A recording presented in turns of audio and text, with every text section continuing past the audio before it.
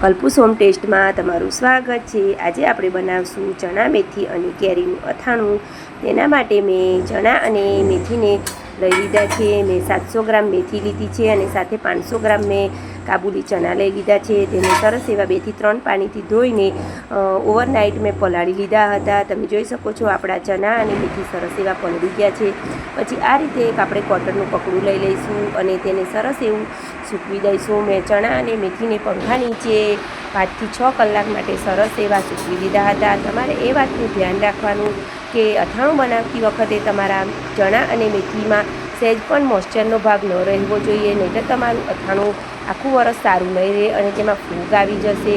અને એક વાતનું એ પણ ધ્યાન રાખવાનું કે તમારે જે બરણીમાં અથાણું ભરવાનું છે તેને પ્રોપર તડકામાં સૂકવેલી હોવી જોઈએ, તો જ તમારું અથાણું સરસ એવું રહેશે અને તેનો ટેસ્ટ પણ સરસ એવો આવશે।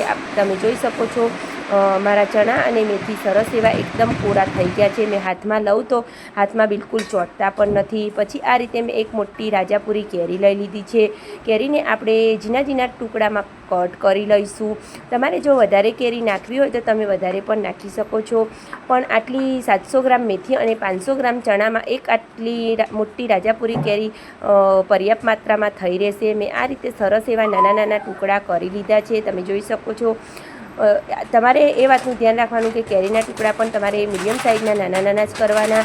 પછી આ રીતે જે સ્પાયરનનો મેં તીખો મીડિયમ મસાલો આવે છે તે મેં લઈ લીધો છે અને એક વાસણમાં ચણા અને મેથી મિક્સ કરી દઈશું ને ઉપરથી જે કેરીના ટુકડા કરીને રાખ્યા હતા તે પણ નાખી દઈશું અને તેને સરસ એવું આપણે હળવા હાથે મિક્સ કરી લઈશું।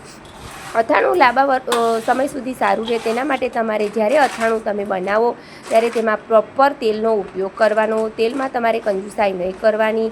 બધું મિક્સ થઈ ગયા પછી ઉપરથી આપણે મસાલો નાખી દઈશું અને મેં એક બાજુ તેલને પણ સરસ એવું ગરમ કરી લીધું છે। એ વાતનું પણ તમારે ધ્યાન રાખવાનું કે તેલ વધારે ગરમ ન હોવું જોઈએ, નહીં તો તમારો મસાલો બળી જશે।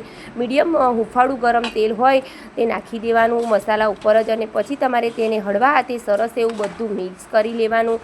તમારું અથાણું બનીને રેડી થઈ જશે। સરસ એવું મિક્સ કરીને તમારે 2 થી 3 કલાક માટે સાઈડમાં મૂકી દેવાનું। તમે જોઈ શકો છો મેં 2 થી 3 કલાક માટે સાઈડમાં મૂકી દીધું હતું। મારું મસ્ત મજાનું ચણા મેથી અને કેરીનું અથાણું બનીને રેડી થઈ ગયું છે। તેને આપણે એક એરટાઇટ ડબ્બામાં ભરી લઈશું। મેં આ રીતની એક કાચની બોટલ લઈ લીધી છે અને તેમાં આપણે અથાણું ભરી લઈશું। અથાણું ભરતી વખતે પણ તમારે એક વાતનું ધ્યાન રાખવાનું કે બરણીમાં કે કોઈ પણ વાસણમાં તમારે મોઇશ્ચરનો ભાગ ન હોવો જોઈએ, તો જ તમારું અથાણું સરસ એવું રહેશે આખું વરસ।